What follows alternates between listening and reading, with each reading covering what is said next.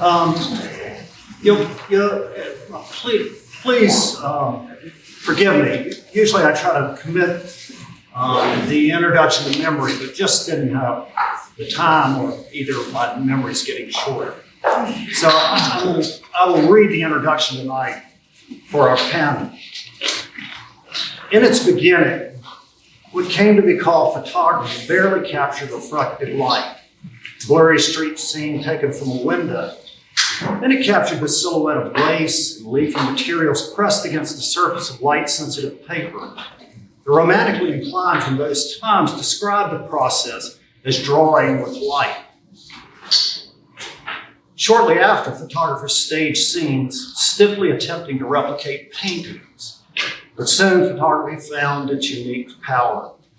Significantly aided by the other 19th century technological advances, in particular the steam engine, photographers were compelled to go out and gather visual information from across the world.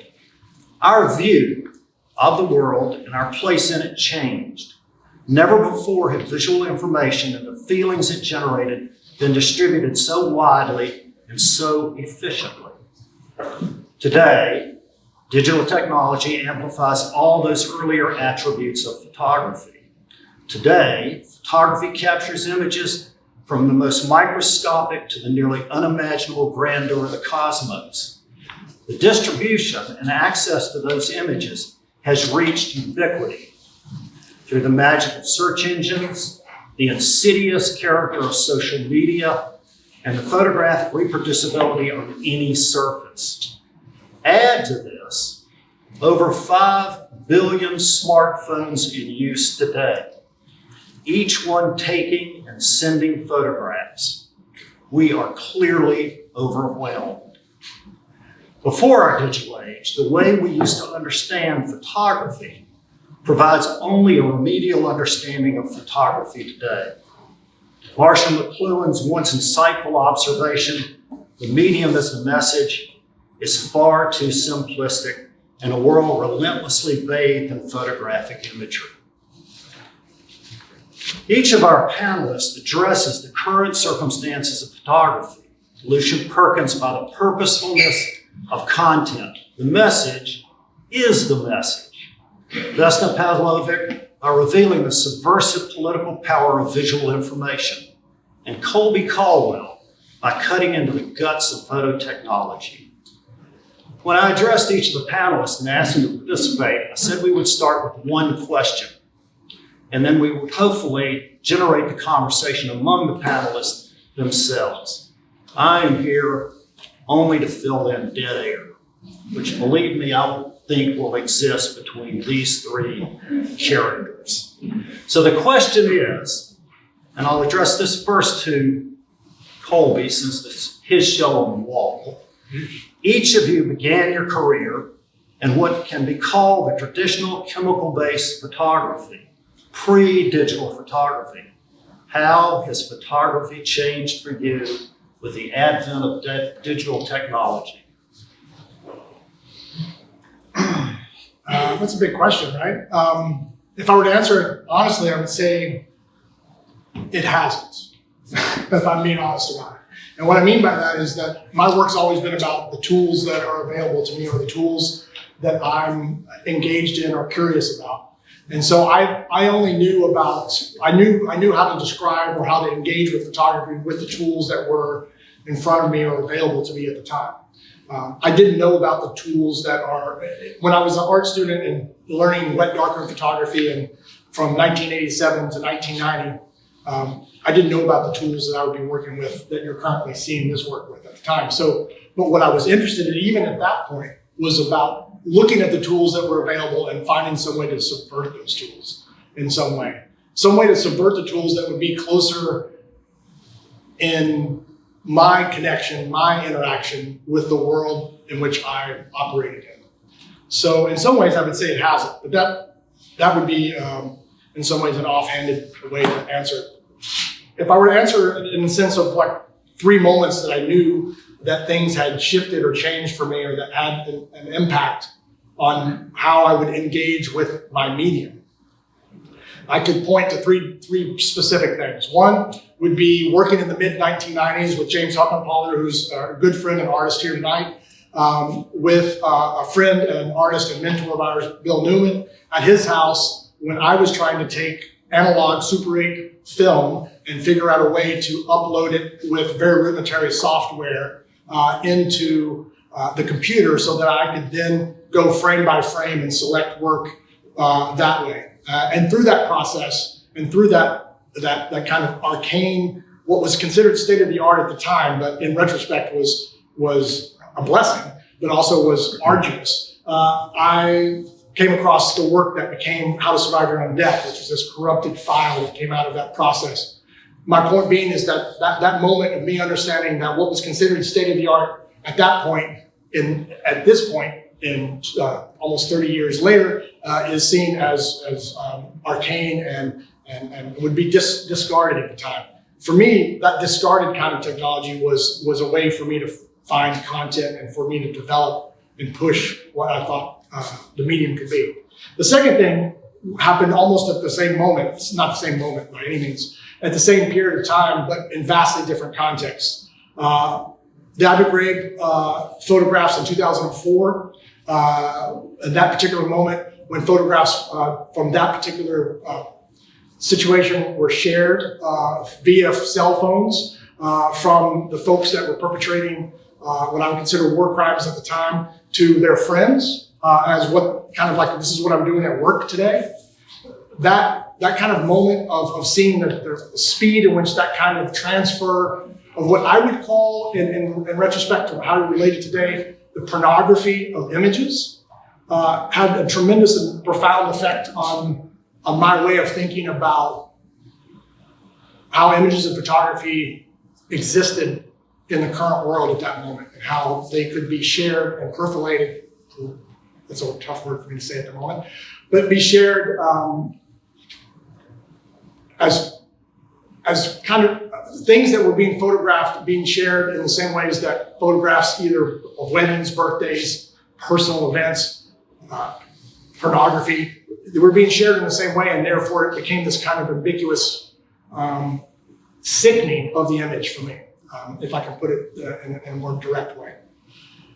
That had a profound effect, partly because my work and my kind of engagement with photography came about through studying 20th century European history and through history photographs, which I can get into a little bit later. And then the third thing that had a profound effect was a meeting with David Adamson, who some of us know here in DC, and someone who was kind of early on in the digital printing processes and understood what was going on with that and had access to some of the prototypes of digital photography and digital processes at the time. And I was doing some prints with him at the time, and he had been given a prototype of an early Hasselblad 50 meg digital back camera, which at that point was the state of the art before it was even known to be the state of the art. And when I walked in, he says, "I've got the camera that's going to kill film."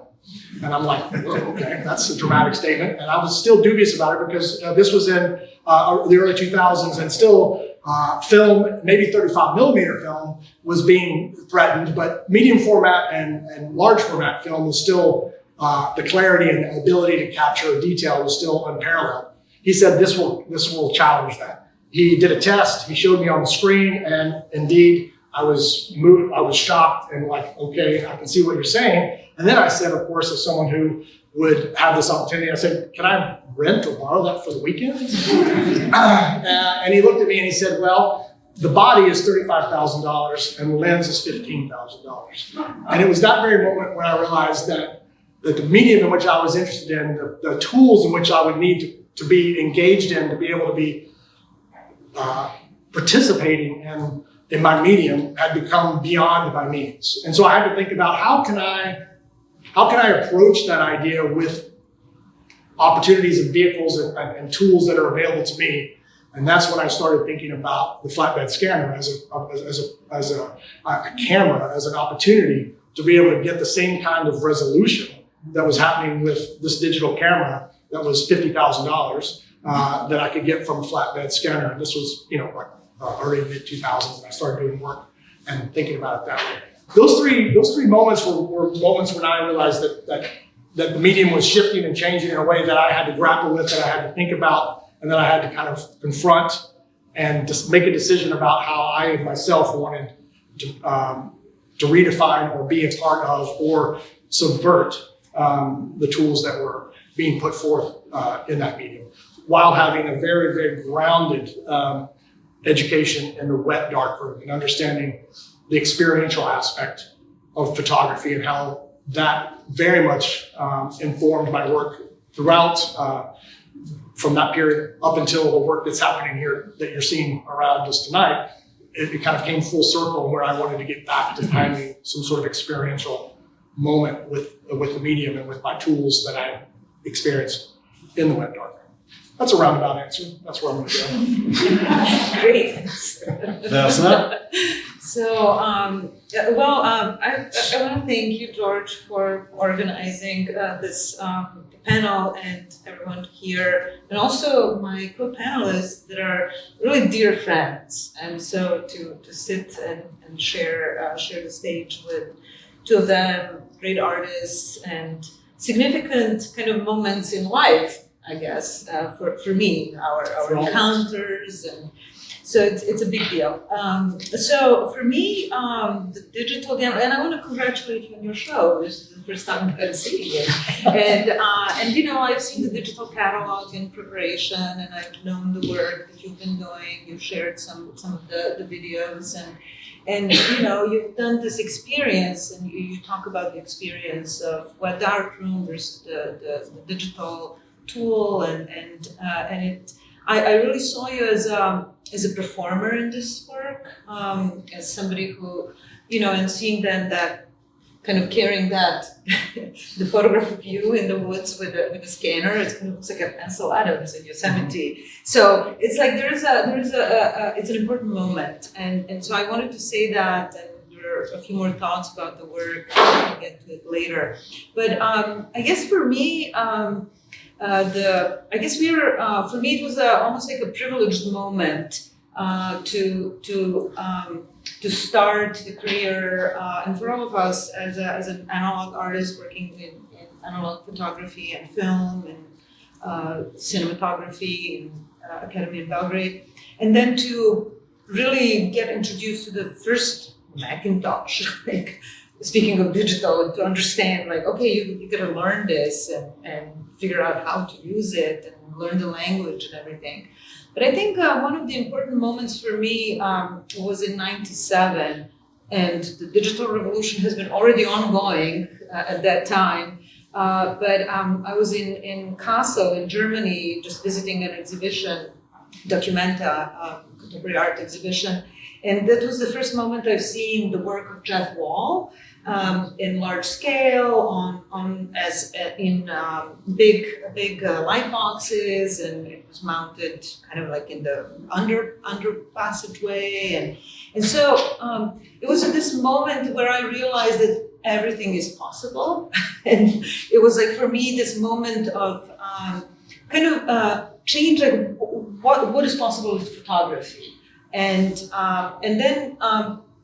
since then, nothing was same in the field of photography per se. Like things have changed and changed rapidly, but also as a way of what photography can do as a medium and how it can start up all these different conversations. And so it was the technology also that kind of pushed these conversations of the photography then started to have with other disciplines, with painting, with sculpture, with performance.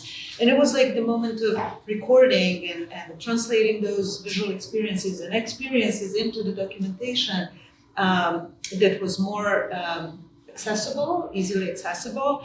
And so, and just now we were, talking about, the little spider and one of the photographs, and like that you didn't know that it was there. And one of the other artists that kind of noted that change of analog to digital was Andrzej Górski, who actually took photographs of the analog photographs of in large format camera of the mountains, and then developed and understood that there was something in there. But we were able to see these very large because the technology has advanced and the scale has changed. And so for me, this whole shift of analog to digital has opened this field of possibilities to think about my work in different scale, to think about the relationship between the analog and the digital, and the conflict that it produces, to think about sort of the new materiality that we are surrounded with, that has emerged all of a sudden by the use of new tools and scanners, and the economy in photography has changed as well. You talk about the prices of cameras, but it ended up being, kind of more viable to produce digital images, and rather than send and develop and print and scan in order to print again, and so on and so forth. So there's like a lot of kind of different aspects that were sort of important to me. And then also the fact of that experience of having the analog experience and not worrying also about the tools or the film that was used, whereas the digital had like this set number of pixels, and there were limitations, and so there was like both the good and the bad. And so I found myself kind of in this area of artists' work and that work with photographic archives, and it was actually Hal Foster, one of the theoreticians of photography and contemporary art, who said that there were these artists who want to push forward and kind of like look what new medium can do for the art for them. But then there was like this wide gap that was left behind in that push forward. And so I sort of located myself in that gap between the analog and the digital, and started really looking into vast amount of archives that the analog attempts have created. And we all have, after decades of work, created a number of these archives that are all of a sudden both analog and digital. And so I think that there's both a moment of privilege and kind of a moment of upper hand for the artists right now, because we all sort of used to, think about the technology like it could not keep up. We couldn't keep up with the technology. Like, here's this new camera or this new generation has come out, and we couldn't figure out which one. But right now, the technology cannot keep up with us. I feel like that there is this kind of like we want more, and we want more out of technology than ever before. We want faster computers and phones and whatever, and devices. And so there is this moment where artists, I feel like artists of the generation that were schooled in analog, that were able to understand the crease, the moment, the rapture, the kind of that field of change. And then there is a moment now where I feel like we can look and utilize both. And so for me, the sense of materiality, the sense of opportunity, the sense of scale, the sense of because I work in installation and I work with both the analog and the digital technologies, I sort of like to borrow both and to think about what that collision between the two of them can create. So that's for now. All right, you got to follow that. Well, the good news is, all of us grew up in the age of, I don't like analog, but film. Yeah. And one of the things that I think that a lot of people keep forgetting is back in those days, which was quite a long time ago, you had to be really skilled just to take a photograph.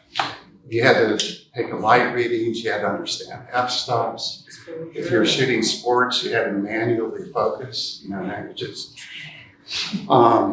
And the good news, bad news is kind of like back then, it's like learning to play violin. You had to practice and learn. Today it's like you're on a computer and you can play a symphony. And there's good points and bad points of that. But we had to really understand lenses, how to use lenses. There's a lot that we had to learn that I think the newer generation lacks. And I think one of the issues with that is everybody's photographs look the same. Besides being selfies, they just have, they have the same look to them. It's funny, you were talking, it's interesting, you talked about the $50,000 camera. It was obsolete in a year. Right. And I remember my boss, when this is at the Washington Post, a lot of news departments were buying these 20,000 digital cameras, and he goes, no, we're sticking with film for a few more years because they were literally obsolete the next year. Of course, now cameras are a lot cheaper. But digital certainly had a huge impact on me, you know, especially just in terms of getting work out. The first time that I shot digital was in Afghanistan in 2001. And the Post gave me a digital camera, partly because there's no other way to get film back to the Post. It was on deadline, had a sat phone that I think it was like 9,600 baud that was sending these photographs. It was extremely slow. And I remember photographing, they had captured a Taliban soldier, and the commander went up and slapped him. And I fired a frame, and I saw the slap, and then the camera shot. That's how slow they were back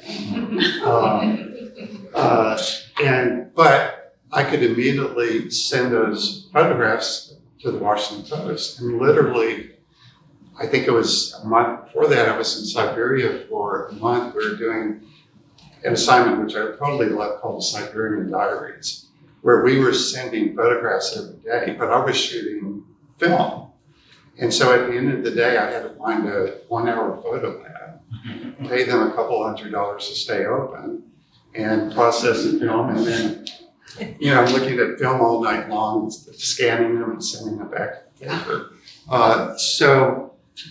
And things have changed dramatically since then, in the sense that, you know, for me personally, it's so much easier shooting digital just to get the work out and to whoever needs the work in terms of deadlines. And I have to say, you know, that first, when I shot in Afghanistan, the quality of the camera was half of what my iPhone is today. And, you know, today's cameras, the quality is, in my mind, every bit as good as film. And I think in many ways better, especially with low light.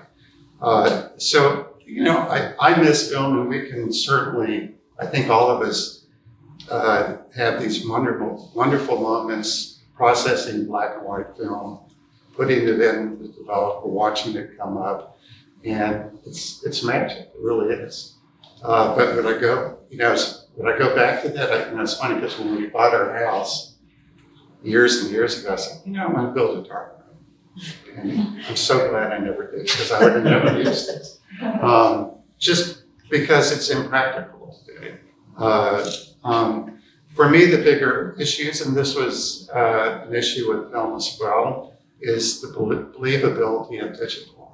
The only thing that's really important to me is that whoever looks at my images understands that this is what happened.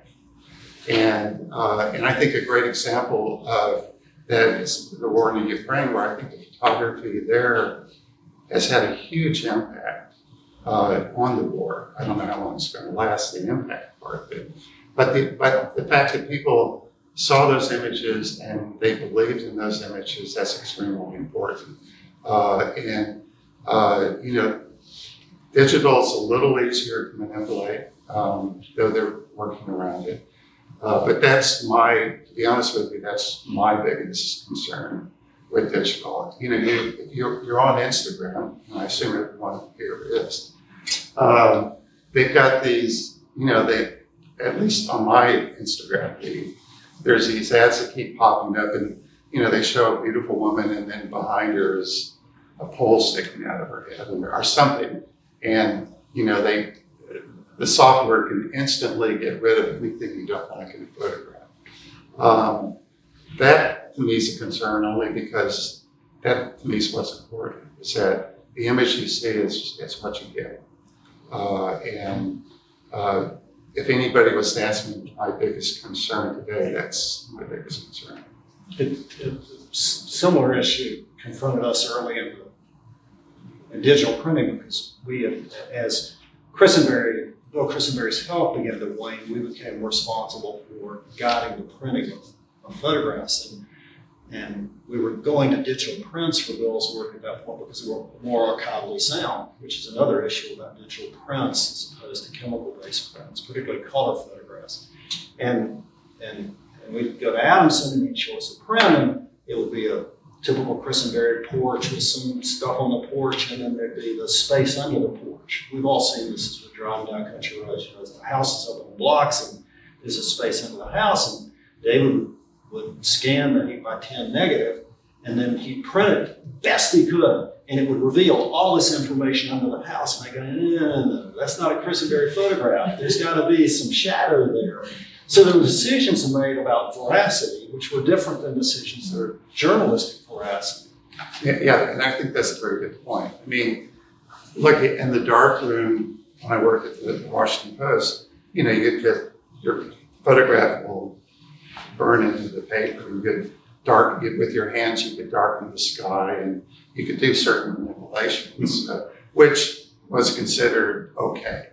And even that's, people are becoming more and more strict about. But you're absolutely right. It is funny because in the digital age, we have to realize that the effort to tell the truth is the same, but the tools need to be handled differently, and the guidelines are different. Right. So I remember Colby telling me a story about when you began to teach at St. Mary's, and you had students that were in the divide between the digital and the analog. And do you remember the story? Is this the one about challenge them to make the first prints? Well, when you did it for them.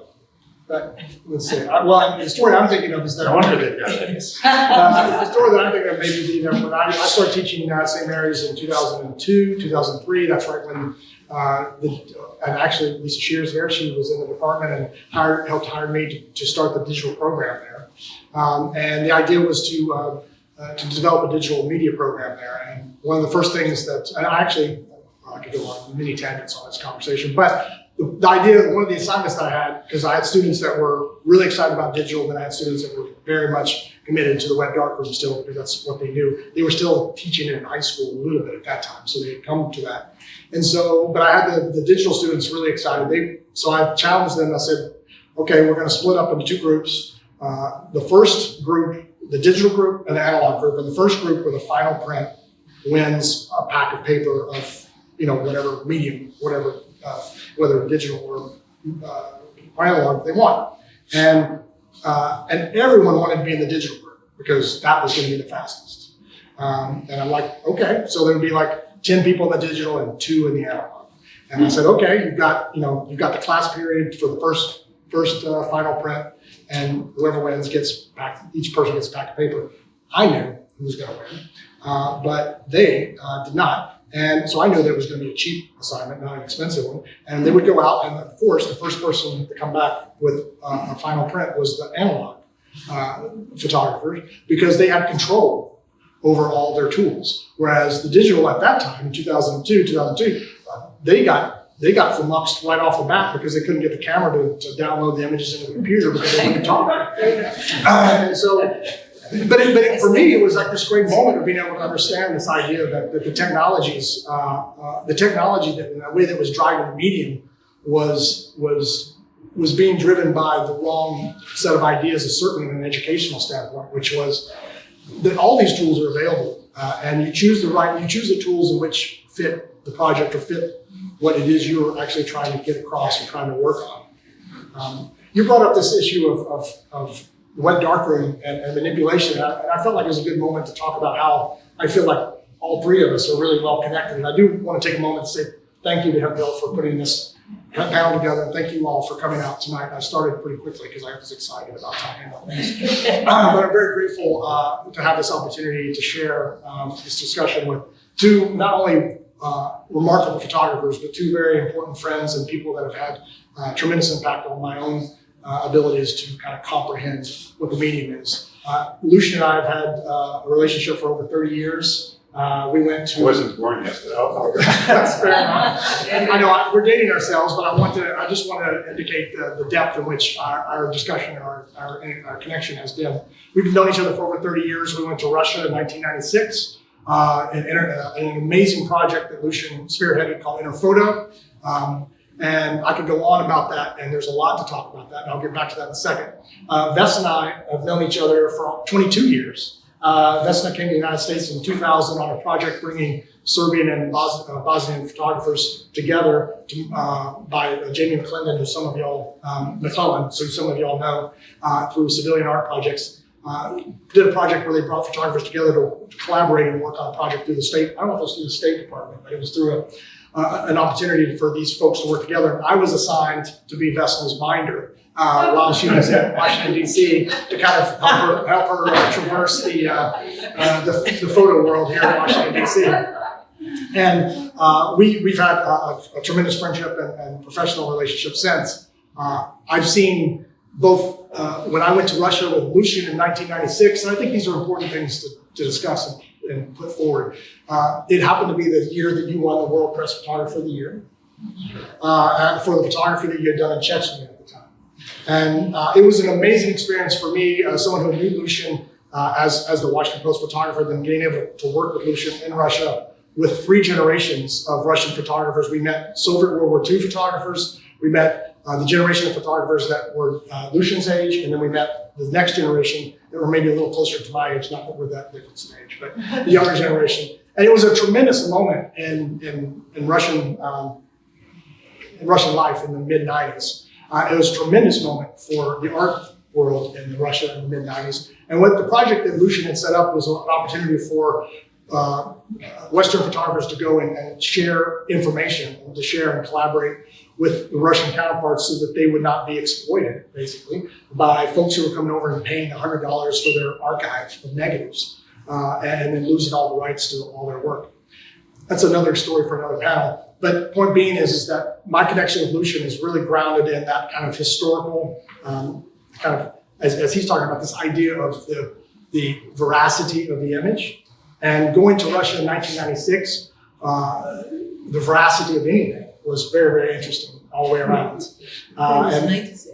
Yeah, 1996, very interesting time. And then Vesna, and this is how we're all kind of tied together, Vesna went and met Lucian in Moscow in 1998, is that correct? We're trying to determine. Either 98 or 99, but And then the point being is that, you know, if you think about that, that is that moment where photography was starting to make that really slow shift from the analog. When we were in Russia, it was still, in 96, it was directly analog. There was very little talk of digital. And then by the time that you came in 2000, things had started to shift a little bit. And I knew that But I took a bunch of slides. Yes, you were shooting analog still quite a bit. And then my relationship with Vesna continued in the sense that she stayed in the United States. She went to school at Columbia, got your master's degree, and I was invited up for your thesis show. And I had seen your work from the 90s up until this point, and Vesna's work was very much grounded in the kind of experiential aspect of photographing in a very interesting way of thinking about the street-grounded sense of photography, what you see in front of you as you walk around, as you're making moments. You had this documentary type of photography. You had 2 bodies of work that was very familiar. One was called Looking, if I'm not mistaken, about the basketball images that's a whole other story that we could talk about. It's called Watching, which was photographs of folks watching basketball games. It wasn't photographs of the basketball game, it was photographs of the audience watching the game. They were pretty, yes, very much, pretty amazing work. And then you had this remarkable body of work of photographing the kind of abandoned, I would call them kind of abandoned spaces in the former Yugoslavia that were seriously politicized by the architecture and by what occurred there. And so they were what I would call at that point kind of traditional photographs. I went up to see her thesis show at Columbia. I hadn't seen you in a couple of years, and you'd been up there finishing. And I went into her thesis show, and there was not one single photograph. There were. Very little photographs on the wall. They were all the mechanisms of photography. They were gels. You had colored gels hanging on strings, and all sorts of things that you had deconstructed kind of like the medium itself. And I found that fascinating to see how you had made this transference from this way of working to that way of working. And at the same time, seeing kind of parallel in the way that we were thinking about, as photography was having this tremendous shift from the wet darkroom idea to the digital idea, we kind of found our way in this kind of like, okay, maybe what we're taking pictures of is not necessarily important at the moment. It's how we're taking the pictures that's interesting. We need to deconstruct those tools to understand how they're reconstructing the image that we're seeing in the world.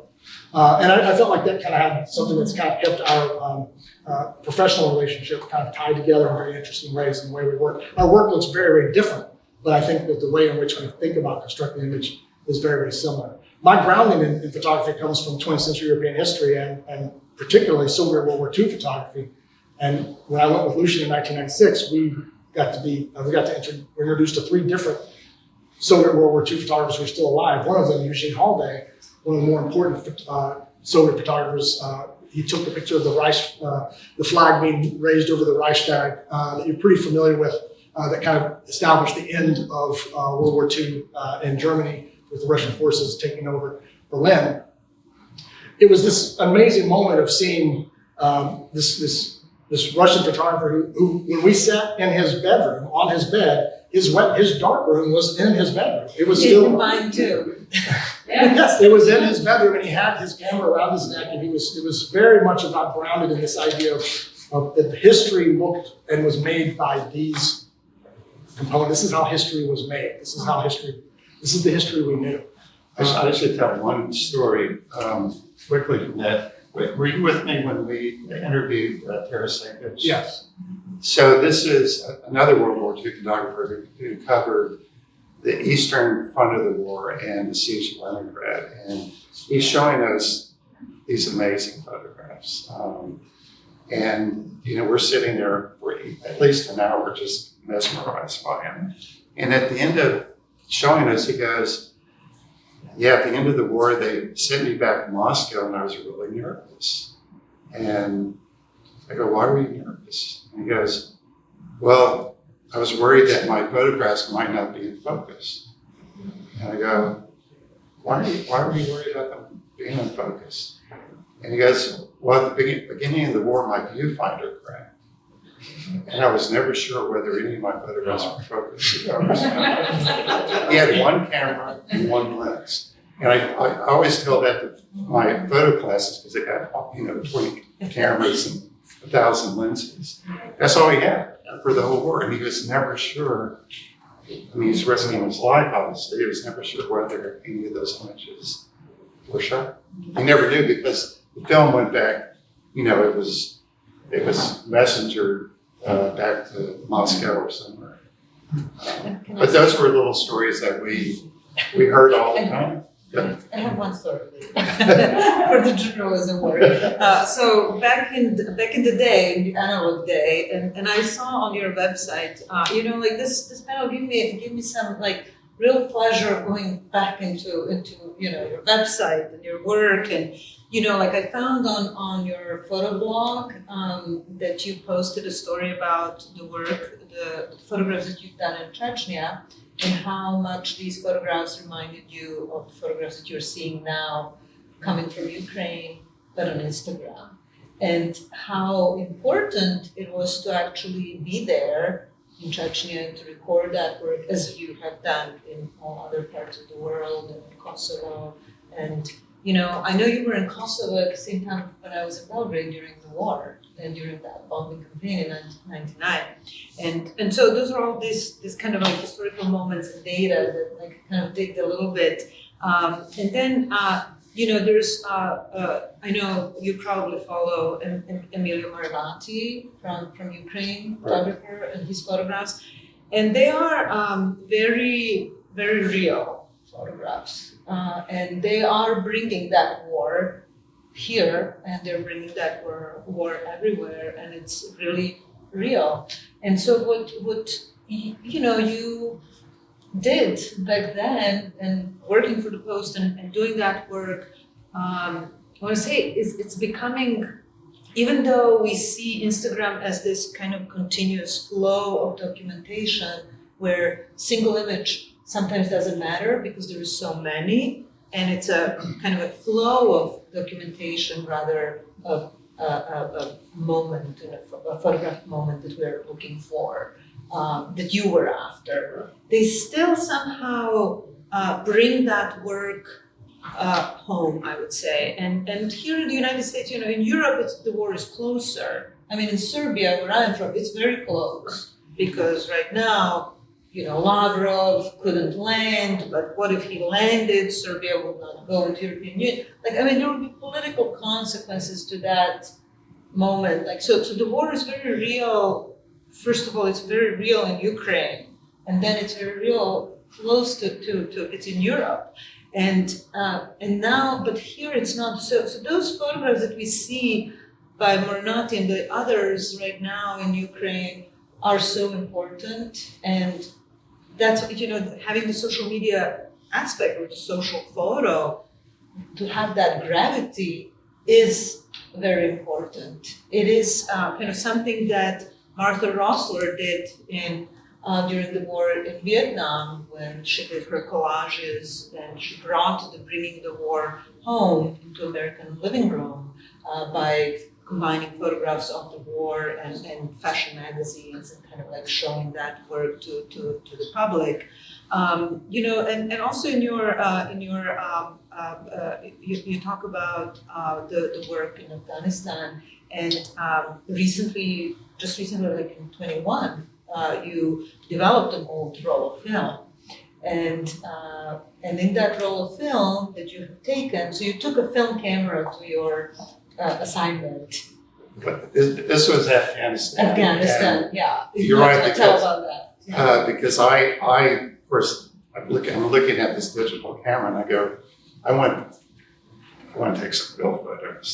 So I brought my camera with me, and I only ended up shooting 2 rolls of film because things got so crazy, and I realized that the reality, the importance was the stuff that I was sending back to Washington, not shooting rolls of film that would never be seen, or they wouldn't be seen until I got back, a couple months later.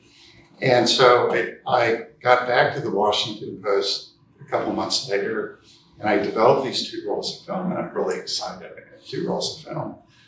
And I looked at them, and one of them I had accidentally double exposed. And what I mean by that is, I shot a roll, wound it back in, put it in my pocket. I always leave the leader out, and usually you tear it, but I forgot to. So I pulled it out and reshot on that roll of film. And of course, when I saw this, I was extremely upset because the Post is not going to run these, and I didn't even look at them until COVID happened. And I come across this roll of film, which luckily I didn't throw away because I don't even know why I saved it. And I start looking at these images, and I'm going like, wow, some of these are kind of cool. And it was pure luck because it's just, 2 images overlaid with each other that just happened to work. But they were really beautiful. The photographs just are really layered photographs of people and of suffering, but also kind of juxtaposed against this beautiful landscapes. And so there's like a lot of power. And what I find in like your work, Lucian especially, is the obviously, the empathy, that you have. Your subjects always look straight into the camera. A lot of them are really trusting you. So there was this sense of trust that you build with your subjects that is sort of obvious when one kind of engages with your work. And obviously the kind of a very important, historically important work that you have done in covering conflict and covering, story of Mount Pleasant that stays the same or resists change, and which is so unusual. And I want to kind of reflect a little bit on your work too, since you've talked a lot about our work as well. Seeing this work I'm not surprised that you're here where you are in today with this kind of work that's really beautiful and powerful, conceptually kind of driven through the use of technology, and but also,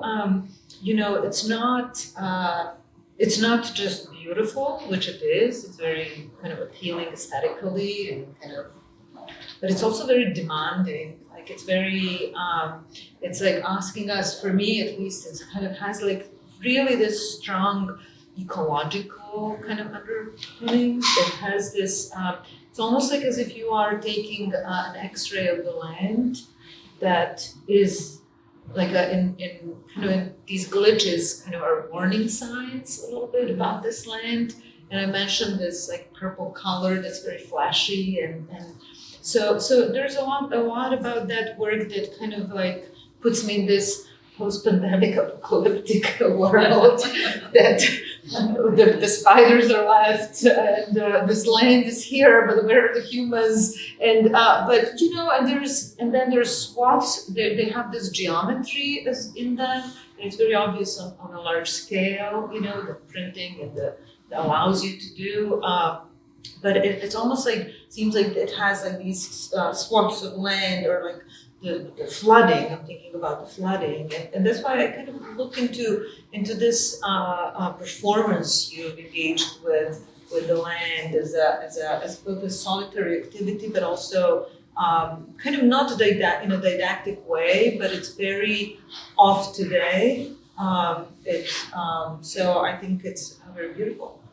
There's a lot of mystery in these images too, which I see. And I think in a lot of yours as well, that both of you have this subtlety in terms of how you approach photography that I think lends for the viewer, especially myself, to find myself spending a lot of time looking at your images because there's a lot to explore. These are good examples. And you mentioned the 2000s, and I think that's the moment in time, also in photography, in our medium, that we approach from 3 different perspectives, and that it started to really go into so many different directions, and to expand, and to become like really not concerned solely with just the image or the moment or that moment got pushed around really like in so many different directions. And I think that analog to digital transition that has happened so long ago now, helped artists kind of think about photography as a way that operates in a set of circumstances and different cultural, historical, political conversations that it starts. And so one cannot put an image now on the wall without really wondering what does it stand for, and who is it for, and what is the message of that image. And so like in this work I see that both the kind of what you say subversive political visual content, and like that kind of reflection of that, because it really is important to because we live in times that are troubling for the planet, for the politics, for a lot of things, and so I think that it's important to ask ourselves as artists, what technology can do, for the larger humanity. And one of the things I thought about. Sure. A quick question.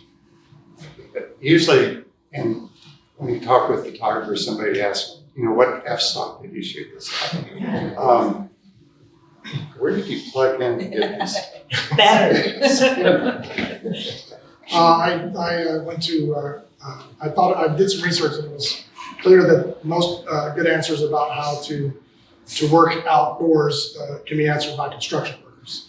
And battery-powered generators that construction workers use for working on site without power yet being hooked up was where I ended up, and then realizing that there was amazing capabilities with what they had available for me to be able to plug in both computer, scanner, and anything else I needed to anywhere I wanted to. And I could put it all in a backpack and walk around. Sorry, George. Yes, I want to make one observation that can be taken as a question, and then what we'll do is take some questions from our guest here tonight. When I thought about what you had in common with each other, at first I came up with no answer. Because really, what you do in journalism, what you do in the kind of images you take, and the emotional characters of it, and as I said in the introduction, Colby's gutting of technology to make images. At first it's hard to narrow it to a connection between the three of you. And what struck me when I started to think about it is that because we are dealing with this question of this world we're in now, where we're just completely inundated with digital images, it is in a way that each of you has taken a stance in the way you make photography or make photographs that almost belligerently slows time down. We always knew that photographs had this quality to it, but the comparison for me is that I go on a social media platform and it's, as you described it, it's just this flow, this almost never-ending flow of vanity and narcissism and meaningless pictures of food. And it's always been nice for me to encounter each of yours work because it forced me to take time seriously and to look at a thing in a different way than we're expected to today. And I think that's why I carry some anger about digital as opposed to as analog, or where we are with digital and how do we get out of this vanity, narcissism, flow of images that are going by. Well, you I know, begin with one thing, which is really about you. This has got to be 10, 15 years ago. I was like, I got to get a digital camera. You know, I got to get it. And so who do I ask? I asked Lucian.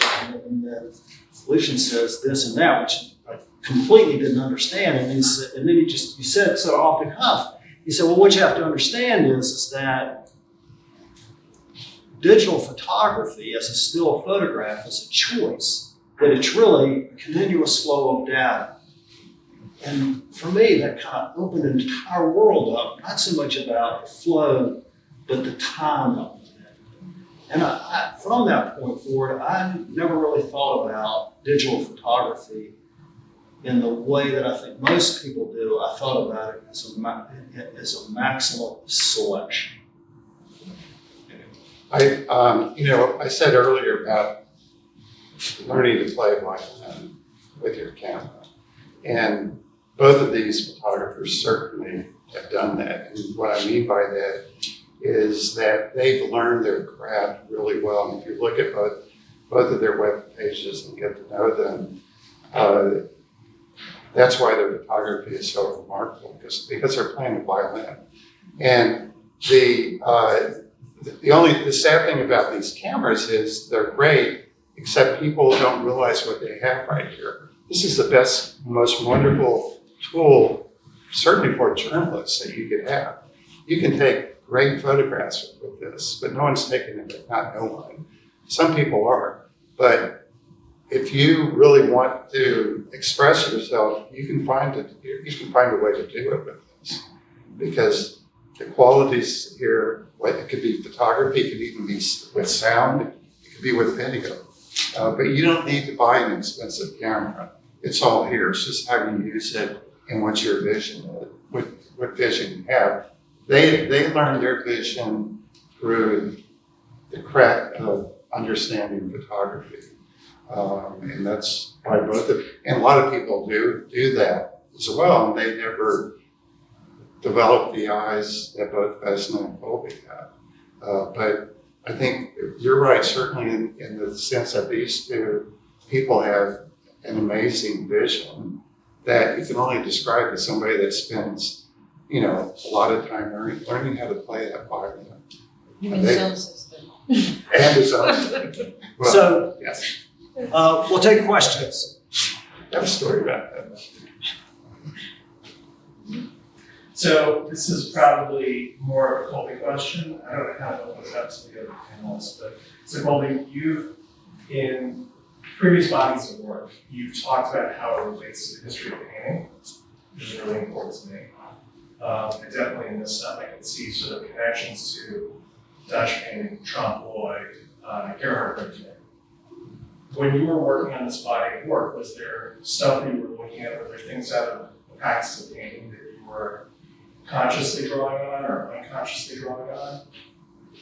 I think, to be very frank about it, my work's always engaged in the objectness of photography. Therefore, my kind of baseline starting point, kind of charged area, was always this intersection between the conversation between painting and photography. The objectness of painting always captivated me, and so very quickly as a photographer, I tried to figure out ways to get rid of the kind of what I felt unnecessary mats, glass, and frames that you saw photography presented in the 70s, 80s, and 90s, which is what I learned as a student is the only way or the way that photography was presented. And very quickly, I wanted to figure out a way to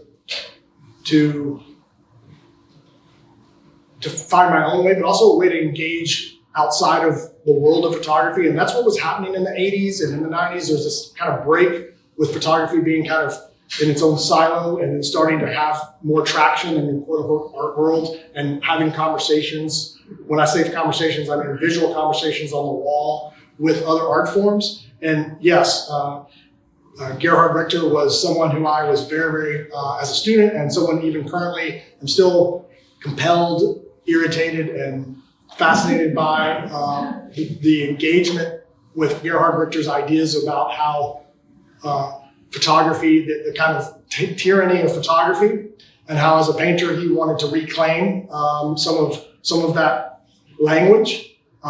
And in some ways, what I saw was him saying, in the early 20th century, it was that painting is dead, photography is taking over what painting used to do, which was representation, basically. And then, of course, the action painters came out and said, well, no, actually, we're talking about painting and the materiality of painting. We're not trying to represent anything. So now we are that. Gerhard Richter kind of like got into this point where he was like, photography, I can do photography better than photography can. I can emulate all the mistakes, all the out of focusness, all the things that people think is only photographic based. And yet he still made these really beautiful objects. And there was a Hirshhorn retrospective of his work in the 2000s, early 2000s, that I went to that I had a tremendous, I was like, okay, he said basically photography is dead. And I looked and I was like, okay, this is a challenge for me as a photographer to find a way to create objects, create pieces that at least as the materiality that I was engaging in would have a conversation on the wall with a painting in a way that was like, okay, I'm not trying to say that I'm as good as or I'm comparable to, but my object can hang on the wall and have the same kind of presence and objectness that the painting has, in a way that separated it from the silo of what was expected a photograph to look like. And a lot of people mistake my photographs as paintings. Some people still refer to them as paintings, and I have no problem with that because I'm really interested in the materiality in a way. But nonetheless, I'm adamant about the fact that I'm a photographer and I'm grounded in photographic tenets of the intersection of time and light and how time and light is captured and then mediated by the tools in which I work. And so I'm fascinated by that, and I still am very grounded in that. When I was making this work, it was an opportunity for me to kind of, well, we all had this kind of enforced moment where we had to be still, let's say, for lack of a better term. And it gave me an opportunity to think about what I wanted to do with my work. I had not made work in over 7 years, almost 9 years, for a variety of reasons. And I had an opportunity to kind of rethink why, and then rethink what, and rethink how.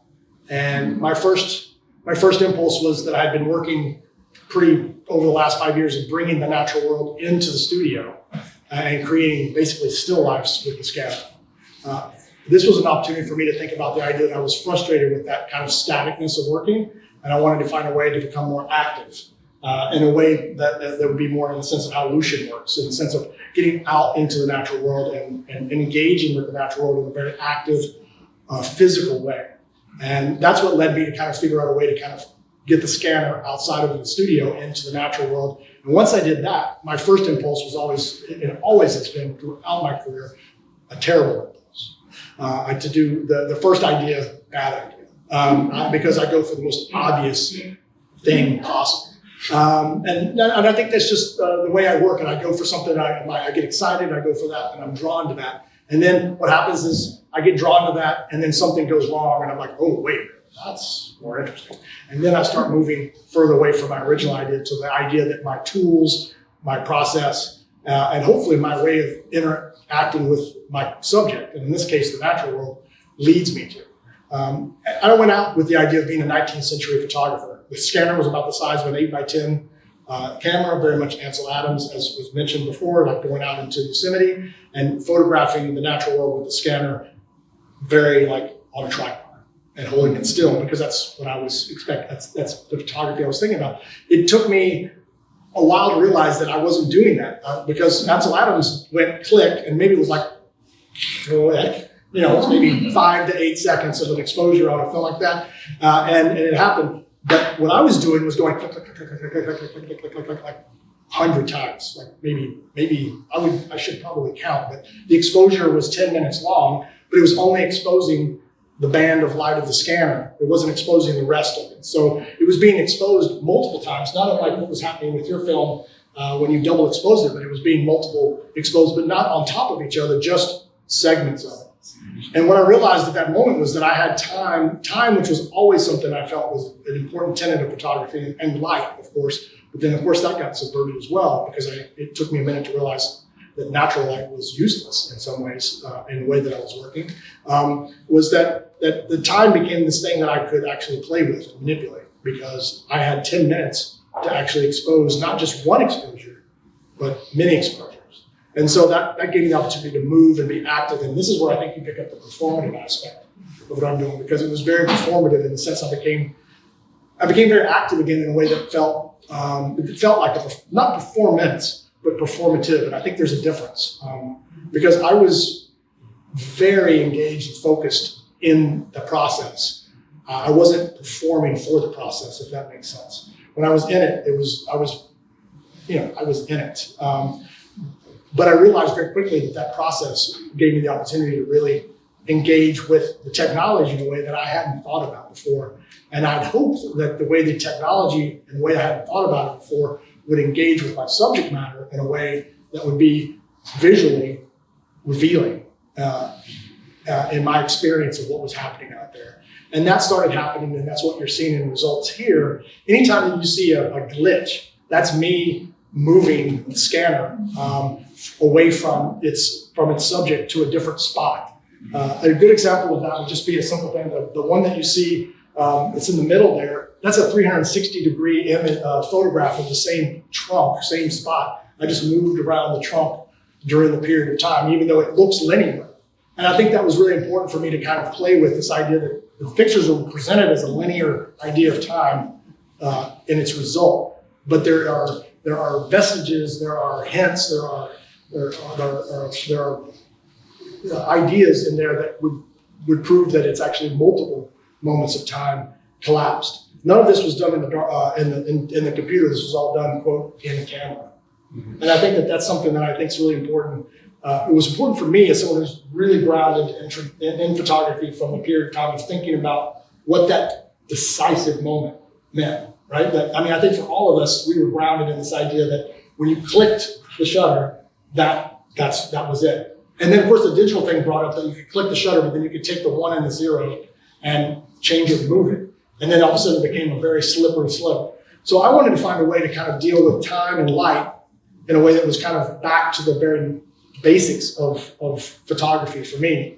And in the lights aspect, it was that I realized very quickly, and it took me, I don't know why it took me so long, because I still went out at the golden hour, or I still went out early in the morning to photograph because it was beautiful light. But the scanner didn't care because it wasn't reading natural light, it was reading the light that it was emitting. So I became really interested in the idea that I was photographing the natural world with unnatural light. The natural light that you see in the natural world is this reddish, pinkish, fleshish, fiery color that you see behind. It read natural light as this kind of purpley red, pink color. So anytime you see that color, that's the natural light leaking in around what's not up against the scanner itself when I'm photographing. All of that was completely, So it's still, I had no idea until I started working with it. so it still is kind of a privileged moment in time for you. It's a decisive moment. Very much so. Otherwise, It's just even though expanding. you are kind of, but you are expanding it, and I think what technology allowed you, or what it allows us to do, is to almost like push the visual perception with its tools. So it's almost like to create these glitches, to combine multiple exposures into a single one, to analyze that visual field in the way that you cannot do just with any camera. I mean, it has to be that kind of a sequence kind of light that creates this kind of an image. So I think what happens with the digital kind of opportunity is this kind of expansion of visual perception too, and kind of like the elasticity of the perception. Well, that brings up a good point, which is going back to the analog days, you had a multitude of different types of cameras. You had large format cameras, panoramic cameras. You had a lot that you could experiment with. And with the advent of digital photography, all of a sudden, you don't have that expansion of tools to use. And in some ways, that's why it's so important, I think, to, as you've I think smartly done it. And I shouldn't say you've only done this during the digital time, because you did it with X-rays, using X-ray film way back in the day. But I do think this is a good example of using other ways to express photography, because that is a weakness of this. Is everybody sees things through this. But it's this about lens. looking. It's about looking through the viewfinder. Yeah. So. Colby, just kind of a twist on the topic. I'm sort of thinking, like, what is the future of visual communication, visual imagery, and so on? But what we've seen in the timeline that you guys were describing earlier is a transition where the entire world is getting these visual vocal cords, and we're sort of at a grunt stage. Sometimes it's pretty awkward. But the question becomes, and the people who are interested in the art of the image or the communication and using this as a primary focus. Things have changed. Horizons have opened up. Other things have become, the economics of them have shifted and so on. And my question for the three of you was, what do you, if you care to respond to it, what do you see as some of the futures that or possibilities that are now coming in over the next 10, 15, 20 years? Images above our heads. It just looked like this. Yeah, I mean there are. It's. I think you mentioned communication, and I think it really is the social photo and what we see in kind of I call it a social photo. Like, it is a visual communication. It is about our lives. It is about our content. It's about content and creation. And it's a constant flow of content. So I see it more also as a communication rather than, but that is not to say that it's not important to consider that moment too in photography. I think, I don't know what, the future comes, but I know, when I talk, and work with students, they are mostly like gravitating to analog classes that are waitlisted and you cannot fill enough of those, and they become like really tight in the darkroom work. So there's like this kind of almost like a collegiality that kind of emerges out of the struggle with the image, because you have to really work hard, sometimes even 3 hours to do that one print, whereas it becomes like very easy to use the digital devices and cameras and so on. But they are the carriers of representation and information, and I think it ultimately really is about looking and where, and I'm kind of deep down like a humanist, like I want image to work as an agent for social change, like how it does with Lucian's photography. I want image to have a responsibility as it has to have. And so what happens now, and I don't know what will follow, but I think we have to kind of use all the tools we have. And, the social media activates, it's an important tool to have for activism. It manipulates, so we have to be aware of that too. So I think it's almost something that you can't not consider as an artist today. I think that, especially from where I started out, we've gone through a very fast revolution in terms of digital photography. I think a lot quicker than even we're thinking about, and I think it's even going to go much faster in the next few years. My wife and I saw this VR thing, Blood and Sand, where all of a sudden you're in, it's one of those contraptions you put on yourself, and we're in the desert where migrants are coming through the desert, and I felt like I was actually there. And then all of a sudden the helicopters came in, the police came with their guns.